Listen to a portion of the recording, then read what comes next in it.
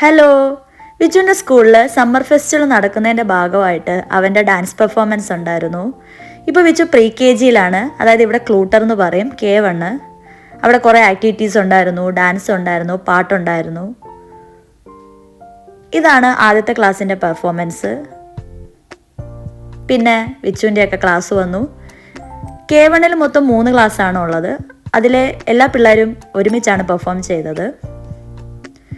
ആദ്യമായിട്ടാണ് വിച്ചു ഒരു സ്റ്റേജിൽ പെർഫോം ചെയ്യുന്നത്. അതുകൊണ്ട് തന്നെ ഞങ്ങൾ വളരെ എക്സൈറ്റഡ് ആയിരുന്നു. എന്നാൽ അവൻ നന്നായിട്ട് അത് ചെയ്തു, നല്ല എൻജോയ് ചെയ്തു.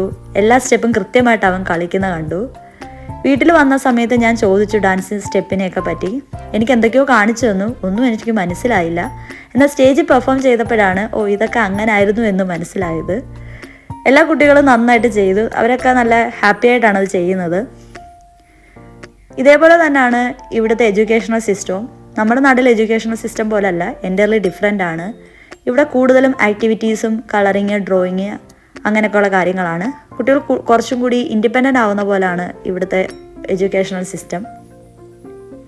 എന്തായാലും എല്ലാ കുട്ടികളും നന്നായിട്ട് അത് ചെയ്യുന്നുണ്ട്. വിച്ചുവിൻ്റെ അടുത്ത് നിൽക്കുന്നത് വിച്ചുവിൻ്റെ ബെസ്റ്റ് ഫ്രണ്ട് കുബേരയായിരുന്നു. ലാസ്റ്റ് അവർ നന്നായിട്ട് പെർഫോം ചെയ്തു. എല്ലാവരും കൈയടിക്കുകയൊക്കെ ചെയ്തു. എല്ലാവരും പേരൻസിന് ടാറ്റയൊക്കെ കൊടുത്തു പോയി. ഇത് 2ാമത്തെ ക്ലാസ്സിൻ്റെ പെർഫോമൻസ്.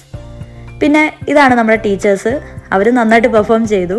ഇവിടെ ടീച്ചേഴ്സിനെ യുഫ് എന്നാണ് അറിയപ്പെടുന്നത്. അങ്ങനെ ഡാൻസൊക്കെ കഴിഞ്ഞ് ഞാനും വിച്ചും കുറച്ച് സെൽഫിയൊക്കെ എടുത്തു. ഇനി ആക്ടിവിറ്റീസിന് പോകണം. നമുക്കൊരു സ്പീൽ കാർഡ് തരും. ആ കാർഡ് വെച്ച് നമുക്ക് ഓരോ ആക്ടിവിറ്റീസിലും പങ്കെടുക്കാം.